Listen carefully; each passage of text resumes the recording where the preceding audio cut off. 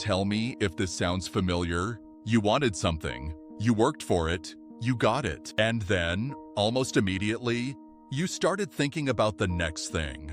The bicycle, then the car, the apartment, then the house, the job, then the promotion, the relationship, the city, the income, the number in your bank account. Always a little higher than what you have right now. There is a voice inside you, and inside every human being who has ever lived, that whispers the same two words no matter what you achieve. Not yet. Today I want to ask you something that most people spend their entire lives avoiding. What if the problem is not what you have? What if the problem is the voice that says it is never enough? And, more importantly, what if there is a way out? Here is what nobody tells you. Your brain was not built to feel satisfied. It was built to survive. And survival, for millions of years, required one thing above all others: wanting more. More food, more shelter, more safety. The human who was content, who sat down and said, "This is enough," was the human who got left behind. Evolution did not reward contentment. It rewarded hunger. So your brain has a built-in mechanism. Every time you reach a goal, every time you get what you wanted, the feeling of satisfaction lasts for a short time and then fades. The threshold moves up. The new normal begins. Psychologists call this hedonic adaptation. I call it the invisible treadmill. You run. You run hard. And the ground beneath you keeps moving at exactly the same speed. You never actually get further from where you started. The bicycle was never really about the bicycle. The car was never really about the car. They were about what you believed they would give you. A feeling, a sense of arrival, a moment of finally being enough. And the tragedy is, that moment came. You just did not recognize it, because the brain had already moved on. Let me tell you about a man who reached the very top of the mountain. John D. Rockefeller was the richest human being in the history of the modern world. At the peak of his fortune, he controlled more wealth than most nations. He could buy anything, build anything. And yet, when a journalist asked him a simple question, "Mr. Rockefeller, how much money is enough?"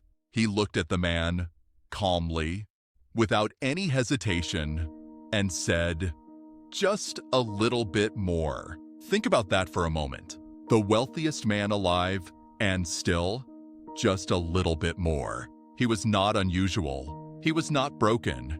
He was human. He was simply living inside the same treadmill that every one of us lives inside. Only his treadmill was golden. The machine does not care how much you have. It only knows how to ask for more. Now, let me take you further back. 23 centuries ago, Alexander the Great had conquered most of the known world. He was 30 years old. He commanded armies that stretched across 3 continents. Kings knelt before him.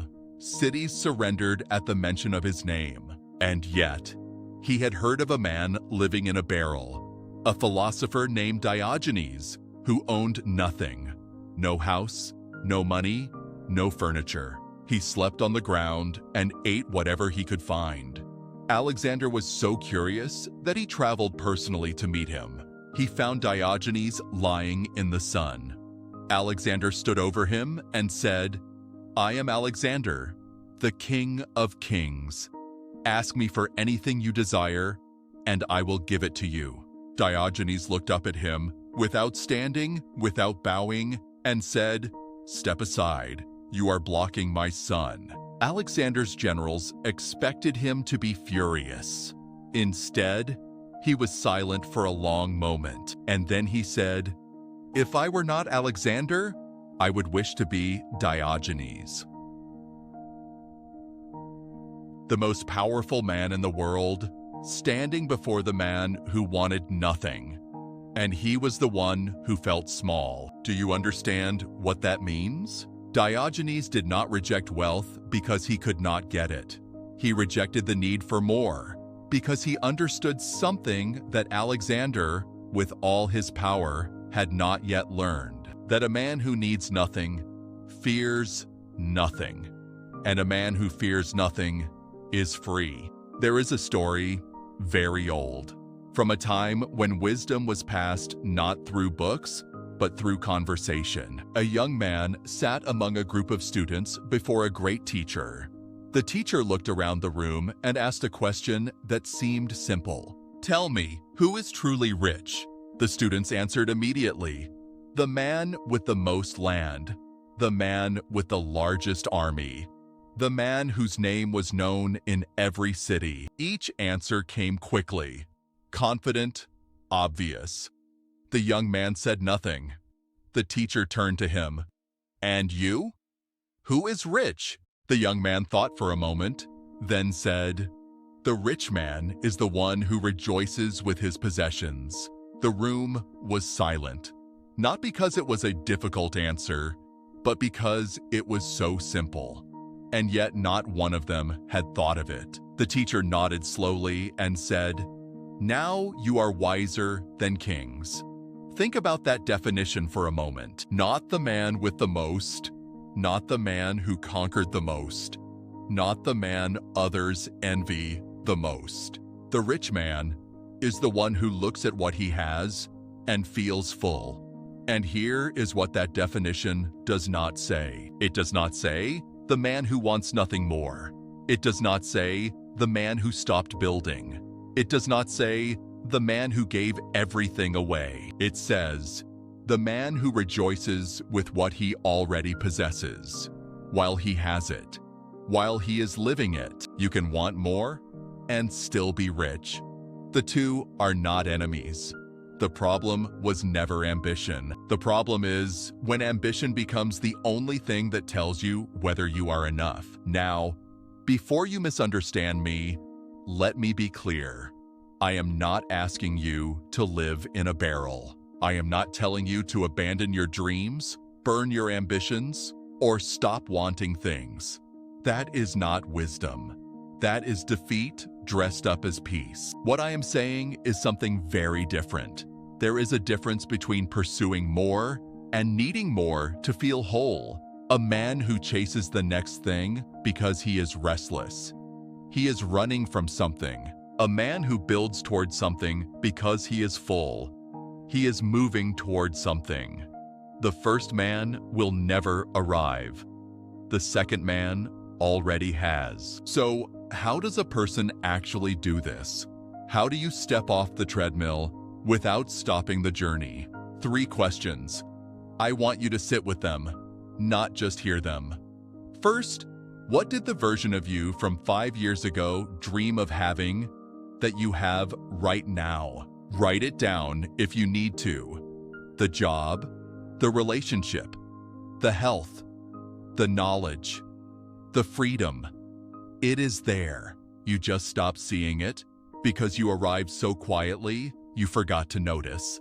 Second, what do you have right now that someone, somewhere in the world, would consider the answer to their prayers? Not what you lack, what you have, the roof, the meal, the person beside you, the time to watch this video. These are not small things. These are the things that billions of people on this earth are still hoping for. And third, the hardest one, what would your life look like if you decided today that you are already enough? Not that everything is perfect, not that there is nothing left to build, but that the person doing the building is already whole. That is the declaration, not of surrender, of arrival. The treadmill will always be there. The voice that says just a little bit more. It will not go away. It is wired into you. But now you know something Rockefeller never did. Something Alexander spent his whole life chasing and never found. You can run the treadmill, or you can step off it, not because you have given up, but because you have finally understood that the destination you were looking for was never at the end of the road. It was always right here. This week, one practice.